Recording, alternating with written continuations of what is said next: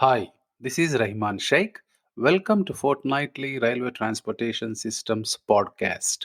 I am the host and railway systems specialist working in this industry for 24 years and counting. This podcast is primarily focused on railway experts who have vast amount of experience and contributed greatly to this amazing industry. This is not a technical seminar but focuses on feel good stories, individual journeys, their success and failures, motivating younger generation to kickstart their career in railways and creating a sense of pride for the railway people who devoted their lives on the most environment friendly public transportation. Joining us this fortnight is Adam Sharp, Service Delivery Director and co-founder at Toustone. Adam Sharp has spearheaded the delivery of decision intelligence solutions across the Asia Pacific for decades and has extensive background in leveraging data to optimize transportation and logistics operations. He excels in working with executives to identify, unify, and utilize diverse transport data sources to create a comprehensive operational performance narrative enabling precise identification of challenges and their root causes so transport leaders can take proactive corrective actions. Moreover, Adam is at the forefront of using machine learning to forecast transport operational outcomes accurately, allowing transport organizations to seize opportunities and mitigate risks effectively. Hi Adam, welcome to Railway Transportation Systems Podcast. Hello, Rahim, and thank you very much for the opportunity. I'm really looking forward to the chat. Yeah, me too. This looks such a nice topic to bring into this podcast. So, first things first, you are known to use the term decision intelligence instead of business intelligence. Just to make sure we are all on the same page here, can you please describe the difference between these two, please? Well, that's a great place to start, actually, Rahim. And the two terms are often used interchangeably. But from our perspective, business intelligence, or may I say BI, this is a concept that's been around for quite a long time in industry generally. And it's typically about leveraging business data to derive insights into business operations, for example, to look for areas of poor performance, whereby you can hopefully, address that by taking corrective action before actually materializes as a business loss and so on. Similarly, there are instances where we in fact may unearth positive outcomes that we may not have been previously aware of. So it gives us the opportunity to capitalize on that and do more of the same thing to take advantage of that. So this is all achieved and takes place through ingestion business data, ideally automatically, into traditionally what is known as a data warehouse, and then providing reporting and more recently highly visual interactive dashboards and so on. So, and equally too, this was usually only ever done infrequently, so overnight data loads and so on. So you would typically have at the start of the business day your business results from the previous day and so on. But more recently, over time, we've started to move towards more real-time data and or near. Contrasting to that is decision intelligence really is taking business intelligence and building on that by introducing some relatively new disciplines of things like machine learning and artificial intelligence. So this moves us now from BI, where we were typically just looking at reporting results, the old rear view mirror look of the business operations, to more sophisticated analysis, identifying relationships in our business that perhaps we were not aware of before, and also moving in towards more highly accurate forecasting. And businesses now can have visibility of likely outcomes that are going to occur with high degrees of accuracy and confidence, and that allows obviously then decisions to be made and actions to be taken based on high levels of certainty and accuracy. Some really good examples of that, actually, if you're interested, is a good example might be, say, things like customer churn. So customer churn is all about identifying customers that are likely to leave a business. So if we can identify those with high degrees of accuracy, we can then target our marketing spend to try and retain those customers and so on. So that speaks to things like efficiency of marketing spend and making sure that we can really target the areas of our business operations that we want to really focus on. One perhaps perhaps for the train industry is predictive maintenance around assets and so on. So identifying leading indicators when assets are going to break down to make sure we can perform maintenance and so on. So it's all about taking data and really enhancing the use of that data to, again, enhance our decision making. Beautiful. I was about to ask you, how can rail industry take it out from your expertise? However, if this is a known railway or if this is an established railway, you can take the data. If it is a brand new railway, how would you support that? Because there's no data. Yes, indeed. So obviously, until we have data, it's very difficult to analyse it. But we are working with clients at the moment that are in the process of building out new operations. And we are working with them, things like simulated data. We can generate dummy data, I'll call it, that's operationally typical and start to profile operational outcomes based on expected schedules and so on. So nothing speaks to real data though, because only when you get into the real world, the real scenarios unearth themselves. And they're the nuggets. When you're operating in a theoretical environment, everything works perfectly as you expect, but the real operational anomalies are those that can really make or break a successful operation. And those are the things that occur at the edges, the anomalies, the operational outliers and so on that you really need to address and identify to minimise impacts. Beautiful. We will definitely deep dive into this very unique concept of data. Before going into that, Adam, can you tell us what inspired your passion of applying statistical and data analysis techniques in practical business scenarios?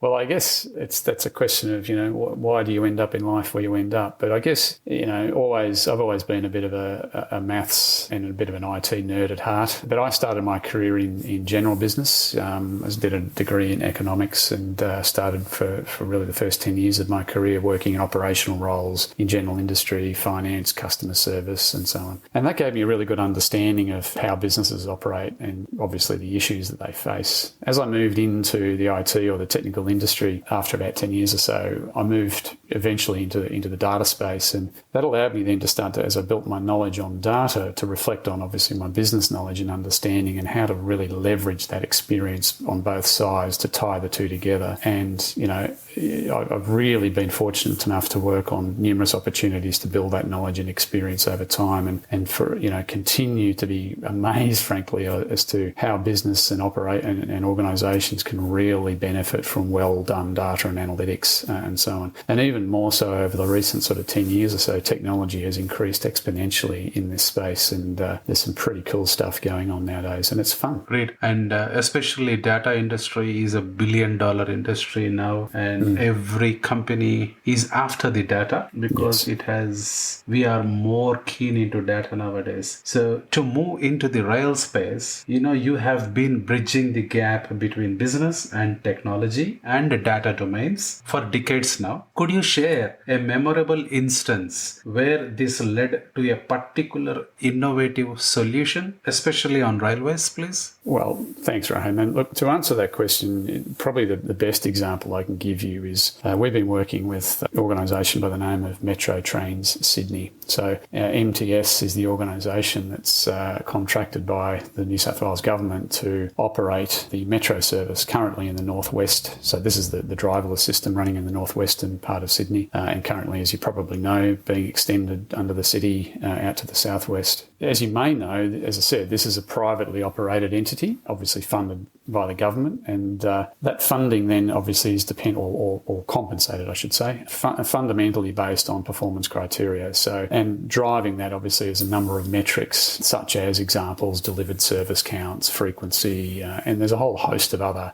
quality scoring factors that go into it. And everything is geared towards ensuring that the service being provided is optimised from a customer experience perspective. So, as you can appreciate, all of these performance indicators are based on fundamental business processes, which in turn are managed by various systems, T-systems, technology systems. It's the data from those systems that's generated then becomes a very rich vein for analysis. And so we can expose all sorts of operational performance metrics and calculations based on that data source. And that's what we do. So we now ingest a very large amount of data across a broad range of systems, in some cases overnight through to real time, and that's all ingested into the Toustone platform. And once that data is ingested ingested, we then process that into all of the necessary formats and structures to then provide and give the organisation visibility of their operations against all of the various performance criteria and so on. So the volume of that data is, as I said, very large and highly complex, as well as meeting against the complexity of the performance criteria as dictated by the government's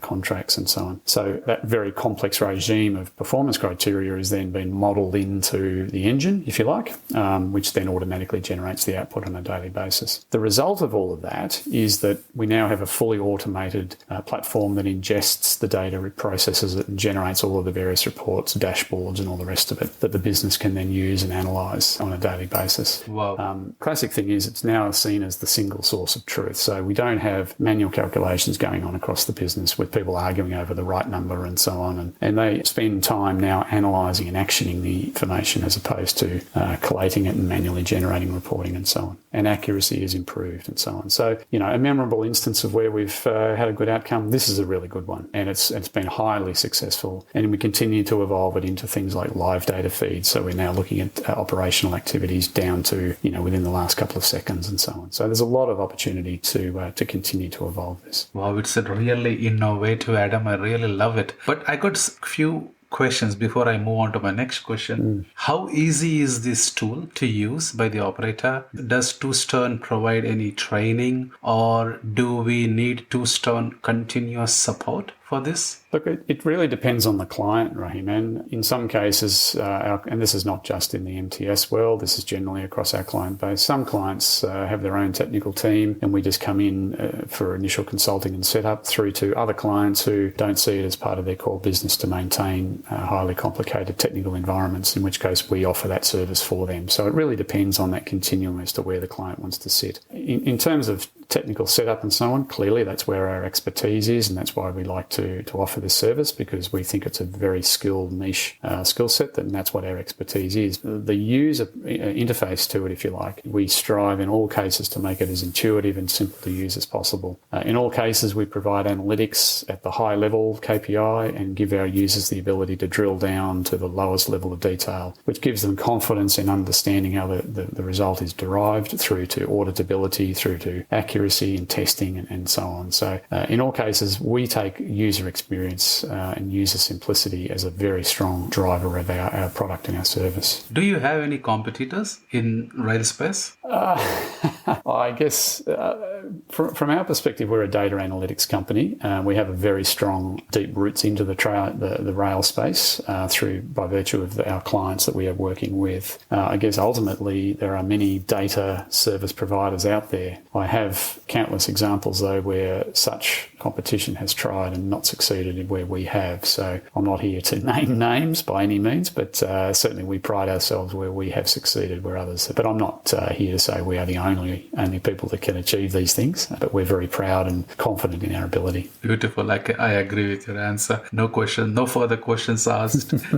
So big data has transformed industries, as you and I know, including railways. Can you share an example of how you have helped a business leverage big data in ways they hadn't previously considered, resulting in unexpected benefits? I think you gave a quick example earlier, but this is specifically to elaborate it. Sure. Well, I think from memory, the example I gave earlier was around electrical consumption data. So particularly in the rail space, electrical energy is a huge input, both in terms of cost and infrastructure and so on. So the example that I'll share is, again, with Metro Trains in Sydney, is we are now in the process of ingesting a huge amount of electrical consumption data across many smart meters across their network, down to a number of seconds of consumption, broken down by I think it's about 5-second increments. And as you can appreciate, the volume of that data is quite colossal. But what we're now able to do is to do things like analysing usage patterns, such as energy volume, where it's being used, when the peaks and the troughs are. We can break it down by locations to understand high energy areas, energy use areas, and so on. So it's been a significant achievement to automate all of that ingestion to enable far far more efficient ways of analysing the electrical consumption data. A very strong positive result of this, though, is we've now got the data from which we can now start to apply machine learning over that data. And what this has enabled us to do is to also combine that with other external data influences.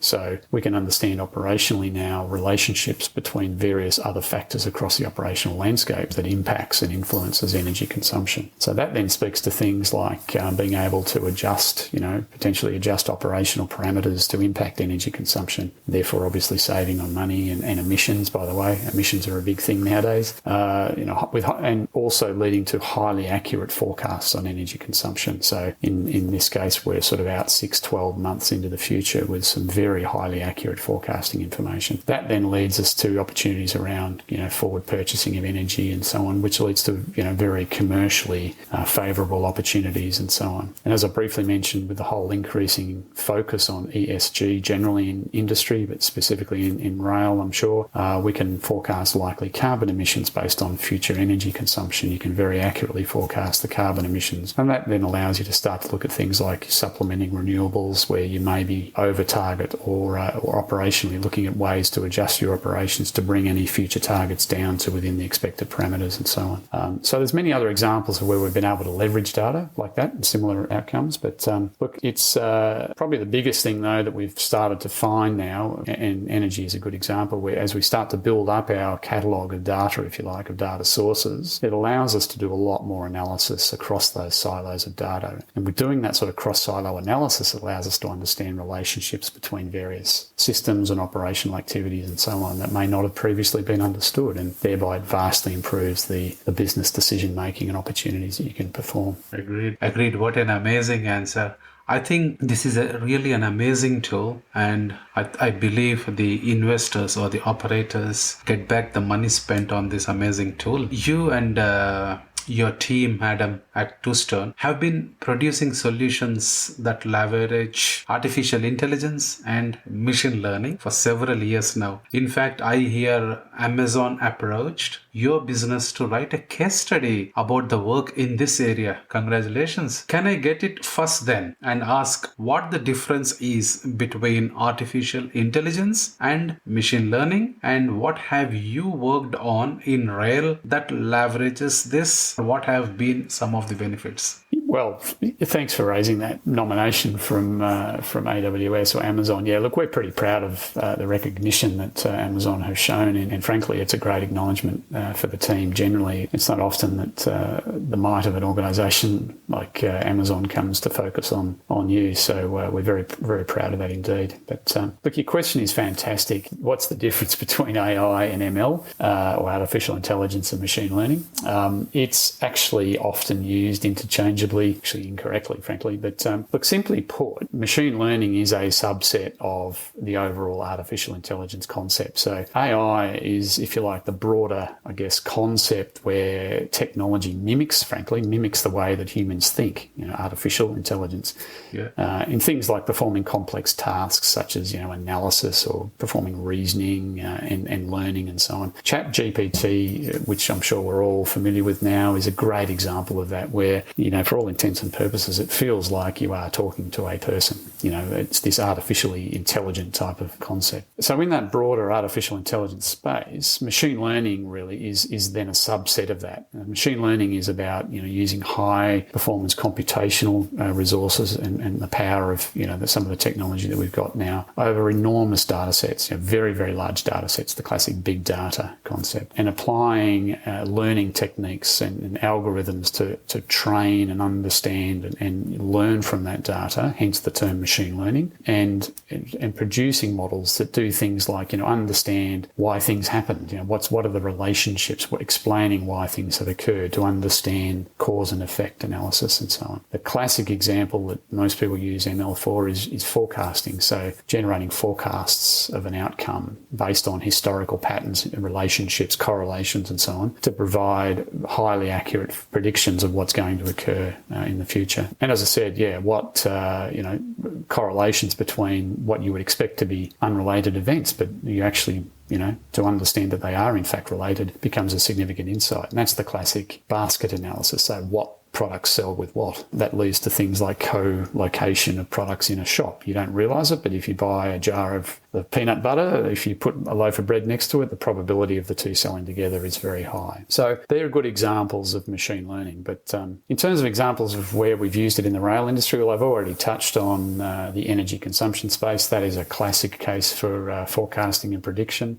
We have done other work around asset wear and so on. So, for example, things like track wear and overhead wire wear and so on, and understanding and correlating or relating influences on that wear of the asset. So, levels of acceleration or weather or speed or weight and all sorts of other influences that potentially could describe or at least explain the asset wear. And that gives the organisation information on which they can make decisions on how to minimise asset wear if they adjust their operations accordingly. So many examples across the rail space and asset space. Wow, great insights, Adam. Thank you for coming on to this platform. Especially we're talking on a very unique and less discussed topic in rail industry, such as data, AI, machine learning. Even me particularly, the machine learning, the way you explained, I never knew about that. Thank you for sharing them. We even touched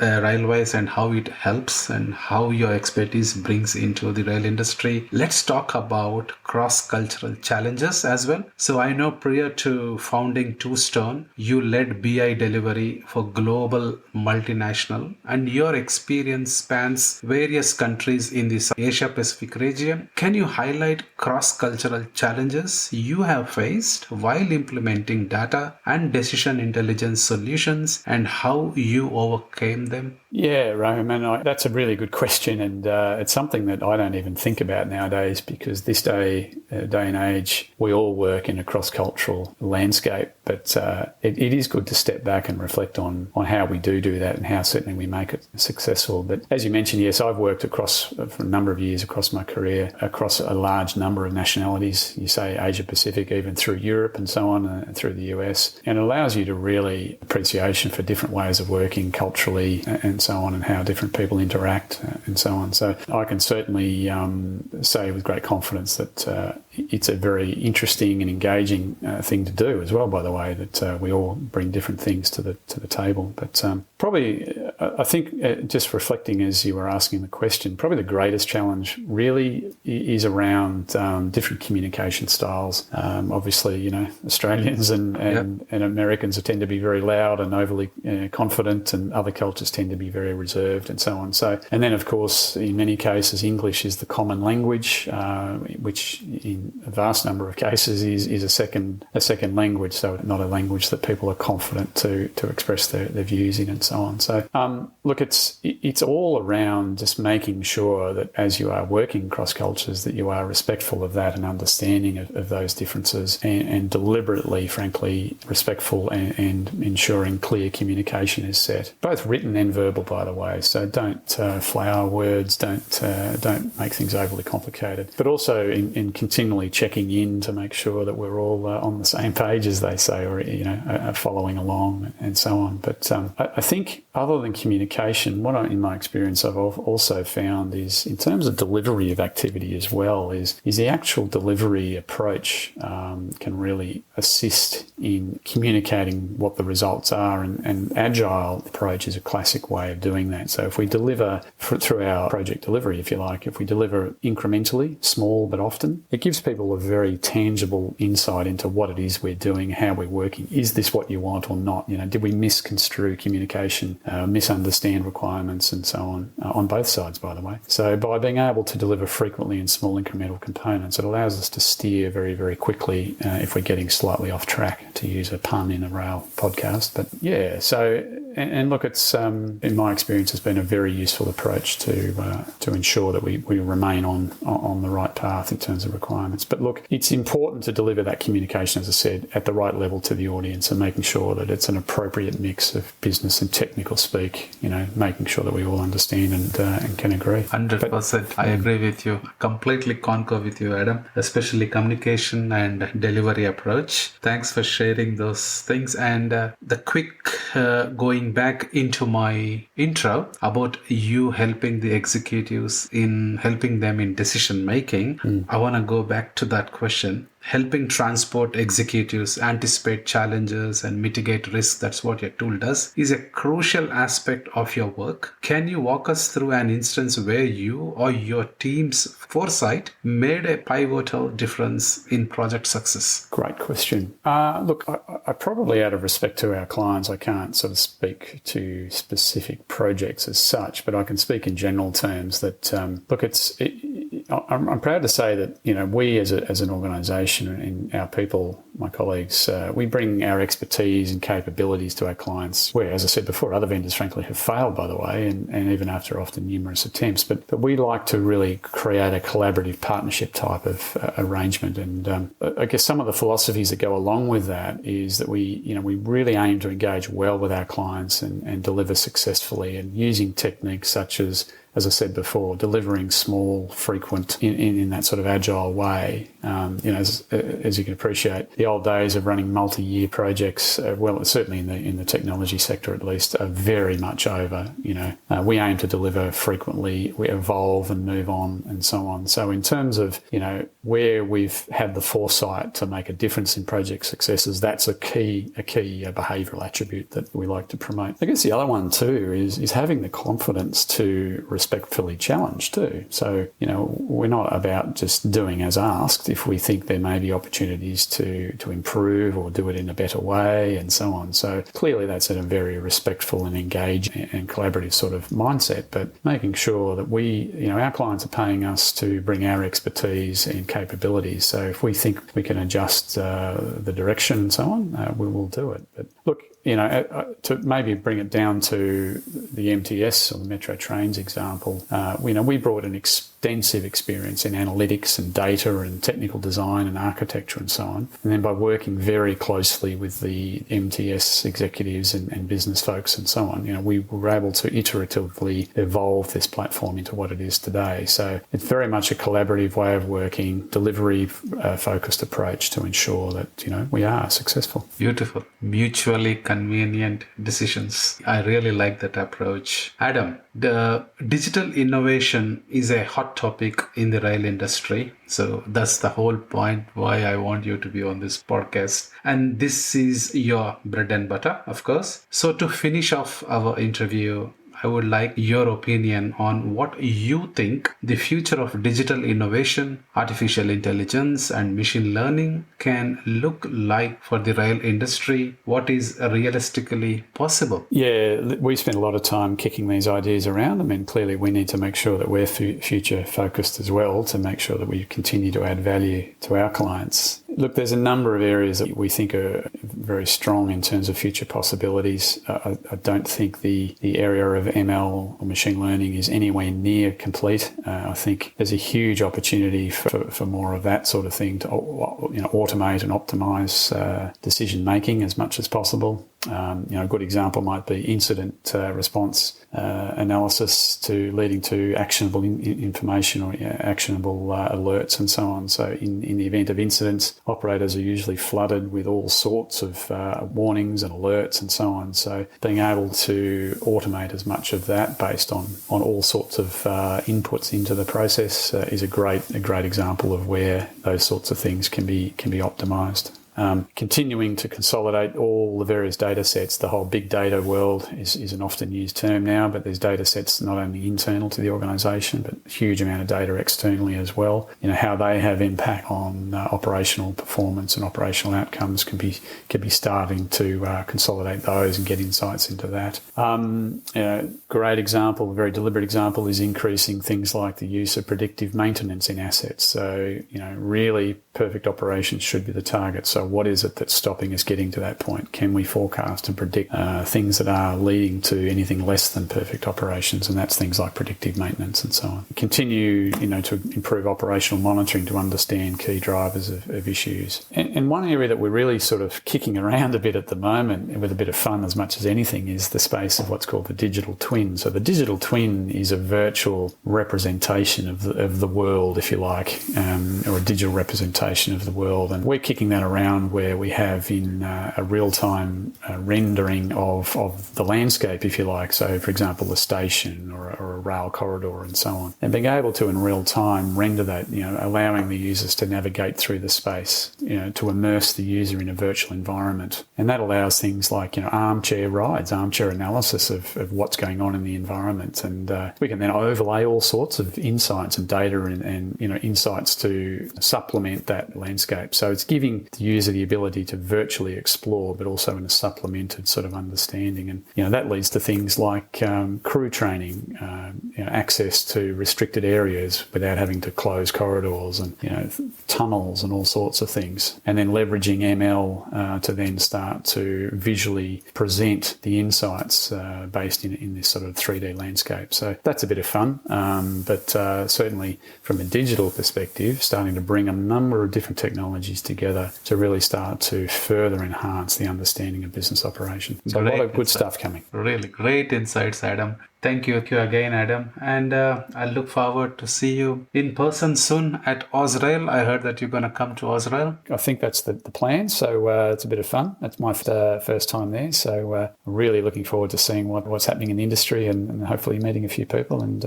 thanks for the opportunity, Raymond. I really enjoyed this conversation. All the best. Thank you, Adam. I believe everyone listening to this podcast has got something to take away from today's discussion. If you like this podcast, please listen, follow, and share this podcast within your network. If you believe we should be sharing your story or someone within your network, there is a railway leader who should be here sharing his or her contribution to this industry, contact me on railwaytransportationsystems@gmail.com. Thank you for your time today. See you next fortnight. Until then, stay safe and take care of yourself.